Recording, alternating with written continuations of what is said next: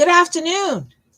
Good afternoon. Good afternoon, GAC Health and Fitness family and friends of GAC Health and Fitness. How are you doing on this brand new season? We are in spring. Can you believe it? We have shifted seasons and we are in spring. This is the first spring forward weekend and it's the first Saturday of the spring season. And I am excited. I know that there are a few people who may be on today, may not be on today, because there's a lot going on today. But I just want to give a few minutes just to allow people to kind of realize that we are on, and hopefully they will join in once they get a free moment. But while we are waiting, I just want to thank you so much for taking the time out of your busy weekend to spend some time with me as we go over the Word of God regarding how to follow Jesus in our digital life. All right. And then looking at some innovative ways on how we can use technology in a safe way and in a safe space.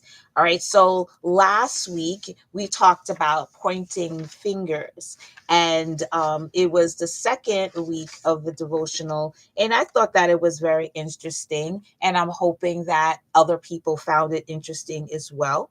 Right. This week, we're going to be talking about owning our part. So again, the person that again, if people don't know, again, we are using YouVersion, the Bible app, and the name of the devotional is called How to Follow Jesus in Your Digital Life.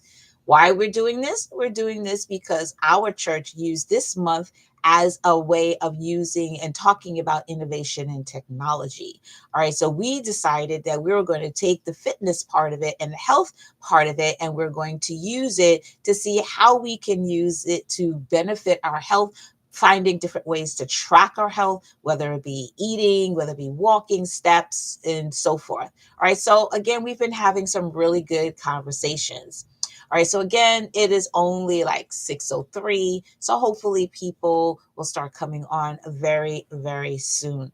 All right, with that said, all right, we're going to keep moving, and people will jump on as they can. All right, because again, like I said, there's a lot going on this weekend, and I know that a lot of people are doing different things. And plus, it is a beautiful spring. It is definitely a beautiful spring weekend, and I know people are outside, they're in the sunlight, so I'm just going to keep it moving, and as people jump in, we jump in. All right, so this time we're talking about owning your part, and this is day 3, or for us it's going to be week 3 of our discussion. All right, so I'm going to pull up my screen so that we can follow along. Where'd it go? Hey, where'd it go? There it is. Excuse me, because I'm still trying to figure out how to, there it goes. And we share. I hope you can see that. Yay, I hope you can see that. Yes, there it goes. All right, so let me move this down because I was going through it myself to make sure that we were on point. So here we are. All right, so this week, like I said, we are talking about owning our part. Where'd it go? There it is. All right. So again, during this season, this particular devotional, we're talking about owning our part. And some of the things that I highlighted was the first part was that each bear the weight of responsibility as well, not only for how we use our digital tools, but for the ways we've personally contributed to a society that is fixated on them as a way to slow our world's problems. All right. And I put down in my own notes that technology is not going away. Right. Some people are trying to avoid technology, or they're saying they're not going to use it or only for certain things. But, at this point in the game, guys, we just have to realize that it is not going away. It's not going away. So we have to find a way to use it, and we have to find a way to use it safely.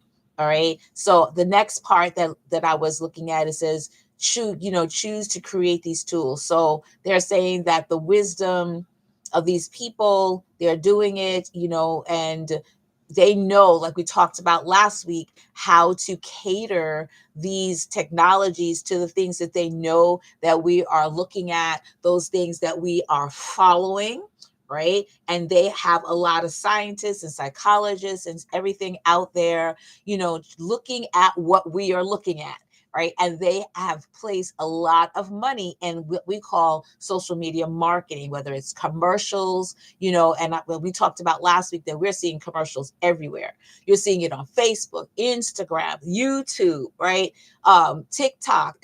Everybody is like baiting to get our attention in some way. So they're saying basically humans created these tools, right? So, and we are the ones using all of these devices all of the hours of the day and night, for many, which, at times we are. Sometimes we're up in the middle of the night.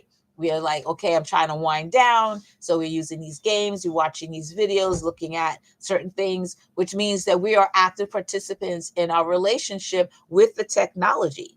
All right. So whether or not we like how they're using it, right? We cannot be too upset about what's happening because we are participating. So that's why the theme for tonight is basically like owning your part, taking responsibility for what it is that you are consuming. All right.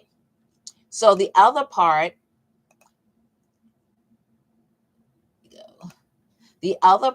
right, was that the tools that whether it's efficiency, beauty, comfort, or escape, whatever we're choosing to use these tools for, right, that promise us such things that wouldn't work if we weren't so drawn to them. So they're saying that if we weren't interested in what they are offering, then it would not be a problem.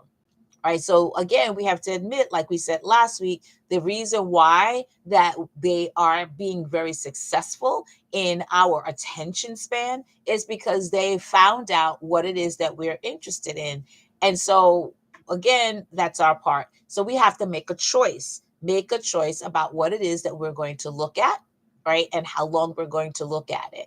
Right. So again, here we go again. Is that we cannot shift the blame for the rise of fake news, curated realities, polarization, and other problems solely on these technologies without acknowledging that these tools actually function like jet fuel poured on a society already aflame with sin and pride and countless idols. So again, it just goes to prove once again, they are getting their ROIs on all of the technology and all of the science and all of the studies to find out what makes us tick.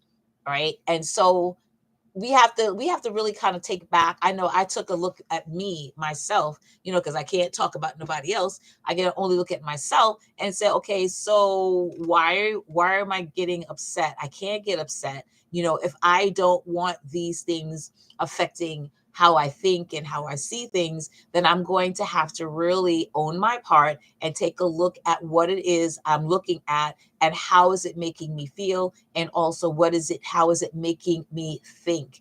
All right. So again, they are pouring for, especially for those who are living on the division that is happening, that's living on the fire that is happening. They're putting the fire under us on certain things, you know, like it says here, it's like jet fuel poured on a society already aflame, and we are right now, where everything that's going on, we are a society that is on fire. We are on fire with everything. Everybody's mad, everybody's angry, everybody's on edge. And it's, again, it goes based on what it is we're looking at and what it is that we are putting our attention to. So again, it tells us over and over in this devotional that we have to own our part. We're also adding flame to everything that it is that we are looking at and participating in, because again, we're participating in it, right? We're participating in it. All right. So I'm just going to move down. Right. So right here, it talks about, where to go. it talks about how do we walk in biblical wisdom, taking ownership of our actions and the things we consume online. How can we walk in wisdom amidst such a curated age? Right. So when I saw this part, I was like, that is something that we have to really discuss, because again, it's like, what is our part? How are we influencing, allowing them to influence us, and how are we influencing the reciprocating, how we reciprocating, going back and forth, because it is a tiff and tat, right? So they're tagging us, we're tagging back, and so it's a back and forth thing. And it's just like a person who is like in an argument, all right, they're yelling and screaming and so forth. The only way that is really like going to stop, the conversation, is that somebody stops talking or somebody walks away. So I was looking at this and say, okay, you know what, maybe, or if we're going to have to take a break. Like I said, maybe a couple of weeks ago, I know that as we are starting this Lenten season, I have a few people and friends who said they are fasting from social media. They're not going to be on it unless it has to do with work or dealing with ministry. Other than that, they are not participating. So, I mean, I can't wait to see how they feel, if they feel lighter, if they feel, not as stressed, if because they're not, participating in the social media news and the TikTok videos and so forth, and the he say, she say, and did you see what happened kind of thing, you know. But also, too, I know people are not reading newspapers like they used to. At least I don't think so. But they probably still are selling newspapers. But I know most people are getting their news from either, the TV itself, or they're getting their news from social media. So again, how is that affecting us in a way? I don't know. All right. So I can't wait to see and hear how my friends are or have adjusted to watching the not watching social media and news and so forth and so on. So the other part here, now they're asking the question for us is like, well, what have you been consuming online recently that is not in line with the values of Jesus? So anything you find amusing online that God finds heartbreaking. Now, for me, because I don't know about anybody else who will watch this and comment later, um, or even comment now, I'm not sure if I'm really like watching things that is not in line with the values of Jesus. I know that there's things that come up on my timeline that I kind of scroll at and I look at and it's like, no, I'm not going to click on that. No, I don't want to, that looks a little strange, a little crazy. But I would love to know, like, what are the things that you are seeing online, right? Whether it's social media, TikTok, Instagram, right? That you're looking at and it's like, you know what, this is truly not in line with the values of Jesus. And what are you doing about it? Are you commenting on it? Are you blocking it? I know that you can block, like if you see something and you put the X on it, is like you tell them that you don't want to see anymore or limit this content. So I am even learning by doing certain things on my timeline that I didn't even realize that, wait a minute, I don't have to have this on my timeline. Even I could block it. These people don't have, I don't have to see these things. So there are things that we can do to guard our gates, guarding what we see on our eyes and in our ears, right? So it doesn't land in our hearts. And so therefore it doesn't come out of our mouths. All right. So now like finding amusing things online that God finds. Do I find things online that God finds heartbreaking? Am I finding amusement in it? Absolutely not. When I see things that, that are full of injustice and that are hatred and just mean, it just breaks my heart. And I mean, I don't know how anybody else responds to it, but I know I would like, wow, I put like a sad face or a care emoji on there because it's like, it's really bad. It's like who wants to go through such misery? Who finds joy in seeing other people suffer? That's evil. To me, that's just evil. Right? So Psalm 31:6 on The Voice says, I despise the people who pay respect to breathless idols, and I trust only in you, eternal one. All right. So I know that I had a note here. Let me see. What was my note? My note for that one was that we may not be able to stop the machine that calls social media and our digital life the machine, but we can stop it or slow it down from entering our space. And I believe I just said that by there are means on our social media, on our phones, even the text messages that we get, we can block and report it as spam. We can block it so that we're not getting it. We can change, our security on certain things, and we can tell them what it is that we choose to engage in and what we don't. And sometimes they make it seem like, oh no, we're just going to put all this stuff on your timeline and you don't have a choice. But in actuality, we have more choice and more power about what it is that we consume than they are letting us know. So again, finding your security on your social media is like, I don't want to see that. You can block it. It's like, sometimes like even like if I'm on an app or for like Bibles or whatever, and you see all, they always want you to pay for, if you don't want these ads, this is how much you got to pay per month. Sometimes you just say, press the X, I just don't want to see it. Or if you're blocking it, they're asking you, well, what is it about this that you don't like or you don't want to see? It's like, is it irrelevant? Is it like, blah, blah, blah. Answer the question, because again, they're looking for ways to engage you, right? But you can say to them, no, this is how I'm going to engage you. You don't have to engage me. I'm going to show you how you're going to engage me. So it's just, again, just like with the company that we keep, it's like if you're around someone that's negative or someone that's like obnoxious, you're not going to sit there unless you absolutely have to. You're going to get up, you're going to walk away. It's the same thing we can do with our social media and our digital life. So we can guard our hearts. We can guard our eyes. We can guard our ears. It's like, no, I'm not participating in that. No, I don't want to see that. And we can start shifting our page to what it is that we want to see. All right. So again, we may not be able to slow it down, right? But we can definitely kind of we can't stop it. We may be able to slow it down from entering our space and then catering it to how we want to engage. All right. So again, it's a relationship, it's a conversation. All right. So the next question was, review each fruit of the Spirit as listed in Galatians 5:22-23, and then list the opposite of each trait. So I went ahead and I did that. Let me roll it up. We'll start here.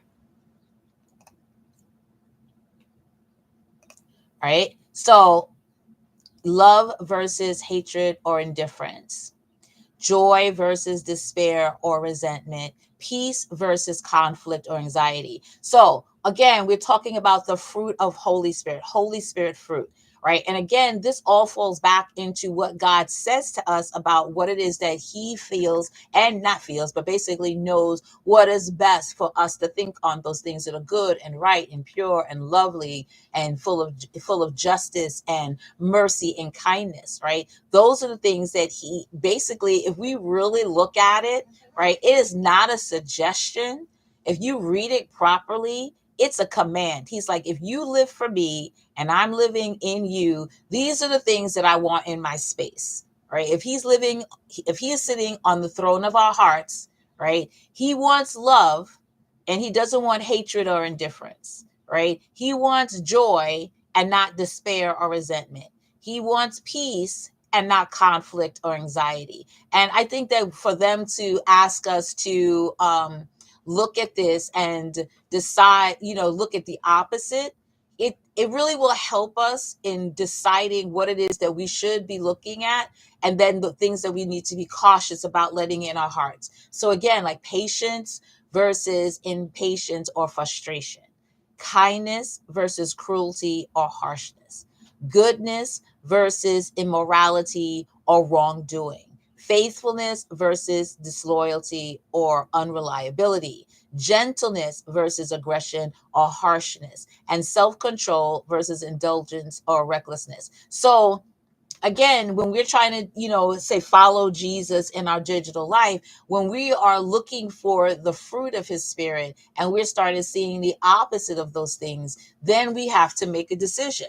All right. Are we going to continue to feed on the thing that we know more than likely is not going to be pleasing in his sight, or that's not going to be good for our souls and our minds and our peace? Or are we going to basically, what we can do when we're watching stuff at home, right? You could flip the channel. It's like, okay, well, that's not something that's going to make me, that's something that's not encouraging patience, right? Or encouraging kindness, goodness, faithfulness, gentleness, or self-control. I can choose to flip the channel. All right. I can choose not to look at it. I can choose not to comment. I can choose not to feed on it. But most of the time, because our flesh, it likes that stuff, all right, we're going to start looking, we're going to be like, well, wait a minute, what are they saying? What are they talking about? And the next thing you know, you're all up in it, and your emotions are in it, your feelings are in it, your opinions are in it. And it may not have even been something that we needed to be involved in at all. So, and then again, the GAC is having a Bible study about what would Jesus do if Jesus came upon. I would be really interested to know. We have to use our Holy Ghost imagination, right? If Jesus saw some of the things that we engage in, right? I would love to know what he would do. What would his response be? How would he answer some of these things? And I think that, if we are trying to walk like Jesus walked, all right, and do as Jesus does or did, all right, how would he respond? Right? Would he respond with impatience or frustration, or would he be patient? Right? Would he do cruelty and harshness? Would he entertain that, or would he turn it and speak kindness? So again, it's like if we're really following Jesus in our digital life and in anything in our lives, it's like, well, if we are representatives of Christ on earth, how are we supposed to respond? How are we supposed to engage or disengage? So it's a very interesting question, and something I think we need to probably take a little bit more seriously. So we're finishing up almost, right? So Galatians 5:22-23. Again, this was the whole thing in regarding our the fruit of the spirit, right? And this is the voice commentary that I thought was really, really interesting, right? So I'm not going to read the whole thing. Only the part that I highlighted was really what stood out to me. And it says, as free people, the Spirit gives us the characteristics of Jesus. We too can freely love, enjoy, and peace. We can have patience along with kindness and faithfulness that can only come from the Father. We can reflect the goodness of God while being gentle and operating with self control. For those who follow Him and live in the Spirit, these characteristics or fruits are a gift from God. And basically, as we grow in the faith, we find that we belong to God and can walk daily in the Spirit. So that to me was just like the icing on the cake. It's like, again, if we are again following Jesus, if we are following God, he is saying, the commentary is saying that we too can freely love, enjoy, and peace. We can have patience. Can have kindness and faithfulness. But again, we know that as we are engaging in things that are opposite, right, what we focus on grows.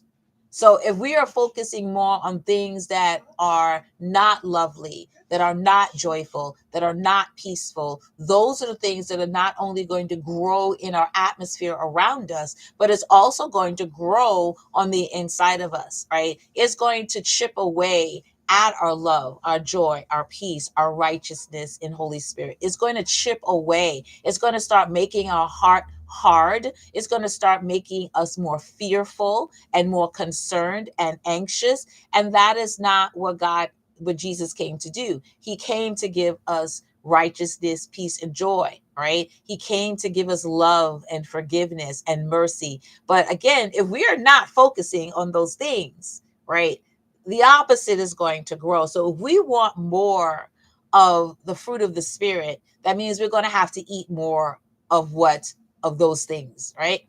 So the last scripture, right? So that was basically my little spiel on everything. It's like, well, how do we decide? how do we decide? So we have to check the fruit that we are eating, right? And in the influence that what is giving to us. So that was basically it. So John 16:33, Amplified Version, says, I have told you these things so that in me you may have perfect peace. In the world you will have tribulation and distress and suffering, but be courageous, be confident, be undaunted, be filled with joy. I have overcome the world. My conquest is accomplished. My victory is abiding. So again, this is, again, Jesus is saying to us that I came that you can have peace. But if you continually focusing on and engaging in things that don't cause peace, right? You're not going to have it, right? He said, yes, in this world, there's going to be a whole bunch of stuff going on, the tribulation, the distress, and suffering. But we have to take a courageous stand. We're going to have to be confident, undaunted, and filled with joy to stand our ground and say, we're not going to feed on things that are negative. We're not going to use our social and digital life to cause chaos in our lives and in those who are around us. So here's saying that if we do this as Jesus did, right, he's letting us know that we're going, our conquest, our victory is going to be, is that's what's going to happen, is inevitable. If we do as Jesus did and stay focused upon what it is that we're here for and not follow through with all of the craziness that's going on in the world, we're going to have victory. We're going to have peace. All right. And I'm sure that that is what everybody wants. Who wouldn't want to have peace? Right? Who wouldn't want to have joy? Right? I know I want peace. I want joy. Anybody else? I want peace. I want joy. I want to be confident. I don't want to be anxious or fearful. And again, if we continually use our social media in those ways or allow social media to invade our space that way, it's inevitable. We're not going to have the peace that Jesus came for us to have. So that was my take on this section of how we have to own our part. And just a reminder, just to let you know that we do have more power about what it is that we watch and what we engage and what's on our feeds than we thought we did. They don't want you to think that we don't have, they want us to think that we don't have power. Right? It's like, oh, you're going to take whatever we give you. It's like, no, I don't want to see that. Click. No, turn that off. No, shift that. No, unfollow. No, delete. We have more power. So again, I'm encouraging you to do just that. All right. So let me know what you thought about that when you get a chance in the chat, those who are watching replay and so forth. But before we go, right, we're going to talk about the technology part, right? And the innovation part in regards to our health, right? So the last time we talked about different things about what we can do with our technology, all of the things that we can follow through with our technology, how we can use it. Week before that, we realized that we can use it to follow not only just steps, but our heart rate and the beautiful way that how the technology is here for our health, how we can use it for exercise for those of us who cannot come to class. I've been using it more so like a Zoom, if you can't come out, but I still want to do class, you can follow me on Zoom, right? We've been giving out the codes so everyone can follow through. So that's been successful. People are enjoying that, right? But this time I want to talk about how I can encourage you more so to take on technology, because again, especially for my demographics, and my niche market seems to be more of the seniors. I deal a lot with seniors, the senior population, which, by the way, I really don't call them seniors, I call them juniors, because they're very, very active, right? So again, if you are like, the only thing that I'm doing right now is my phone, I understand, right? But that's the start.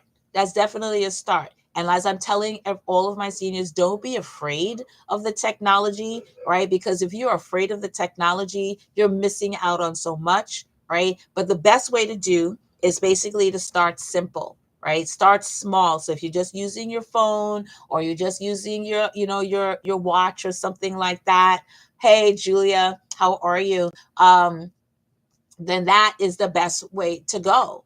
start small so you can start building your confidence, right? And then opt for technologies that are clear, right? Clear instructions, straightforward, not difficult to understand. Because again, if it's difficult, you were like, okay, I don't like this, you feel uncomfortable, and then you will not use it, right? Look for the benefits. Like when you're deciding that, okay, I'm going to use more technology. It's like when we talked about it a couple of weeks ago, what is it that you're trying to track? Is your besides your steps, is it your sleep, right? They even now have it, like if you are on like TikTok, Instagram, or YouTube, they even have like what do they call it? It's like it's a stat that lets you know how long you've been on your social media. So if you're trying to not be on it as much, right, it tells you how long. All right. And now they have alerts to say, okay, it's time for you to turn this off for a little while.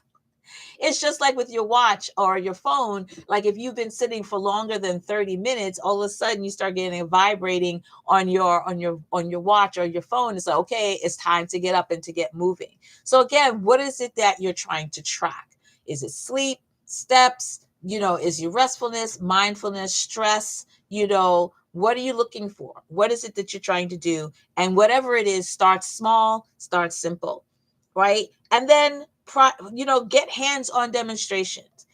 Go to Best Buy, go to your senior centers and so forth, and say, hey, I really would like to know how to use this, right? And they will sit down with you, especially in the stores, if they think that you're going to buy something. How do I do this? How do I work this? Right? And they will show you. More senior centers are starting to do like computer classes, alert and awareness about scams and everything like that. Take advantage of it. Go there, do it. The other thing is like the community colleges are now doing little classes on using your computer, setting it up, using the internet. There are free things out there for us to learn how to do this technology. Also, do the school of YouTube. YouTube is out here. You can find anything on YouTube. How to fix this, how to do that, how to set it up, what to look for, and find you. There's different people doing different things. Find the person that works for you. Find the person that sounds like, okay, they sound like they know what they're talking about. Now, steer clear from those who are always trying to sell you something, because they're out here for a business. So if they're just, they're selling, okay, well, if you want to know more, connect me. If you want to, if you feel comfortable, okay, use caution, ask somebody first, research them first. But if that's what you want to do, go for it. Find out if they're going to do more. Sometimes they have video after video to, hear what they have to say. Right. So that's your hands-on demonstration.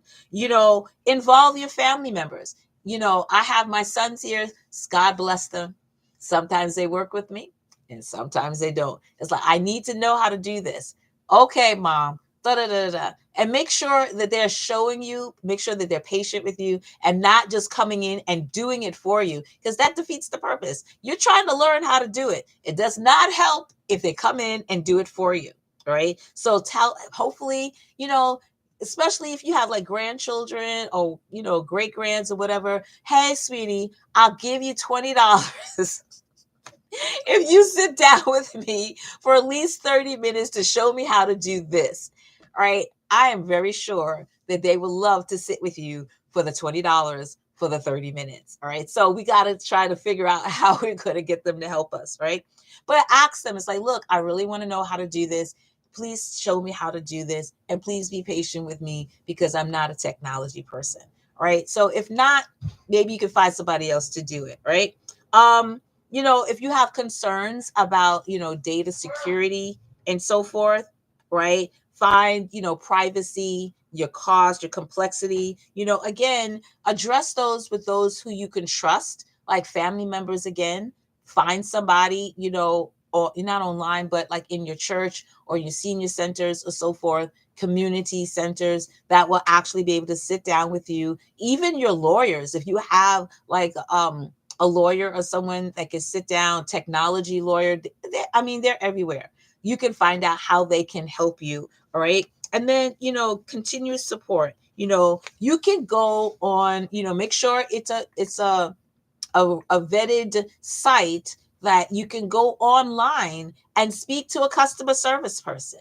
It's like, hey, I don't understand how to do this, right? And they can walk you through it. Again, like if you have your computer, you could go to Best Buy. If you're part of like your network, like T-Mobile, Verizon, other places, they have the tech people there, right? That will show you. Like even for my car, like there's certain things that with like Blue Link or whatever, they had a person that they sat me down and they showed me step by step on how to use this thing for my car, right? So there are people out there, right? But you have to find them. And then of course you have to use wisdom. But again, if you want to know how to do something, you want to be more comfortable with technology and the innovation behind it, there are ways to do it and be comfortable, right? Now, so the three things, no, is it two things that we didn't talk about the last time in regards to our health with innovation and technology was basically, again, just really having you focus on, because there's so much out there and it could do so much, but if you take it in all at one time, it is going to overwhelm you. Right. So that's why I said take one, two, or three things that it is that you want to work on, whether it's sleep. Right. That's one of the things I'm working on right now is my restfulness and my sleep, because my life is busy and it keeps telling me that I have to slow down 2 hours before I go to bed. It's not working. But last night, I have to say that I got a great score in my restfulness and my sleep. It took me 2 weeks to get there, and I am really going to try to keep that.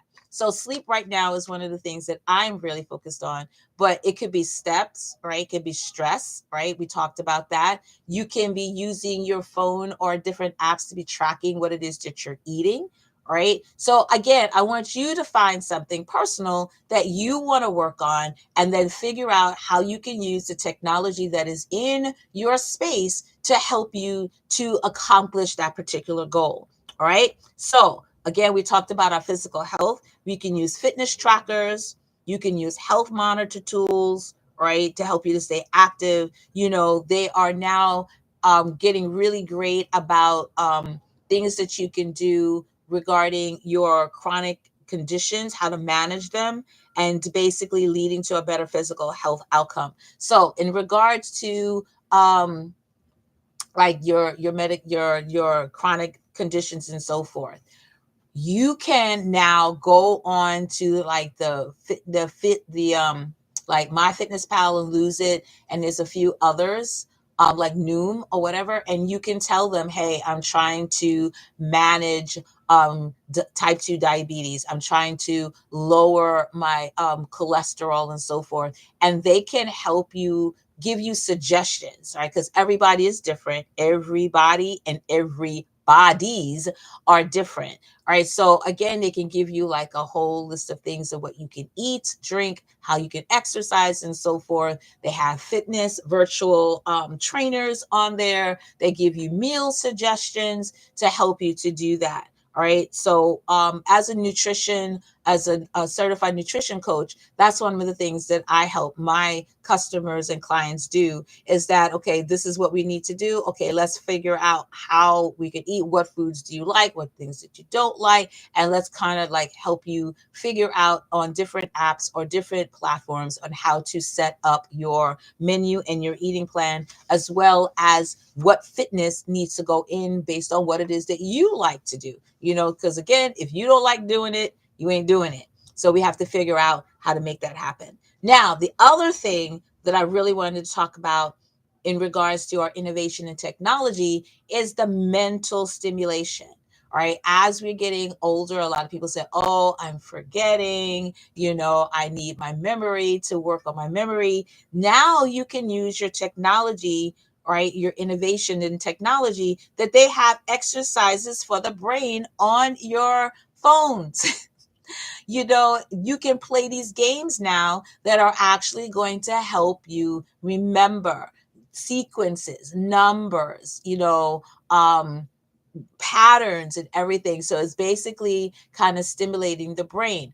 The games that we're playing, some of us are playing games like solitaire, and it's eye contact, it's eye motion, it's the brain thinking. It's basically helping to bring your stress levels down because you're doing something other than thinking about your problems. So you can do that, and it can improve cognitive function, potentially delaying the effects of cognitive decline.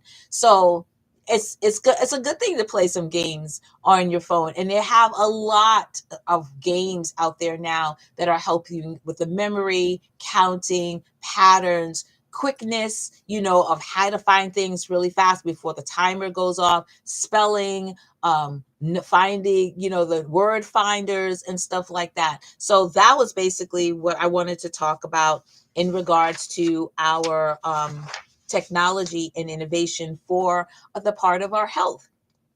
Right. So again, there's really nothing to fear, about technology and the innovation behind it, right? Especially if you are informed, if you are educated about it, then you will have more confidence in using it. I think that when people don't know, people don't understand what it is that's happening, then they or had bad experiences, because again, that can do it too, that people will stay away from the technology. But again, if you are engaging in it, you are surrounded by people who will help you and give you the right information, then your fear of it will step back and you'll be able to use it more. I mean, hey, if you got a debit card, right? If you got a credit card and you're going to the bank, right? If you got a cell phone, you got a tablet, you working on a computer, you're already involved. All right. It's just a matter of making sure that you're using it in a way that is good for you, right? And safe for you, right? And comfortable for you, right? So that's my spiel for today. All right. I know that there are a lot, like I said, a lot of things going on this weekend. So my regulars are not here. So I hope that they will take the time out to go on the replay and just let me know what it is that you think and feel about what we talked about today. I really felt like I talked to myself, but I talk to myself often. So it's not so bad. It's not so bad. It's not so bad. So we got 2 more weeks of this particular topic, and then we are moving on to something else. For those of you who are watching now, thank you so much. And those of you who are watching later on and in replay, thank you so much. And again, if you feel as though this information was valuable or somebody else can use it, do me a favor, like the video and then share it with your family and your friends. All right, guys, thank you so much for being here, and I hope to see you the next round. Take care. Bye-bye.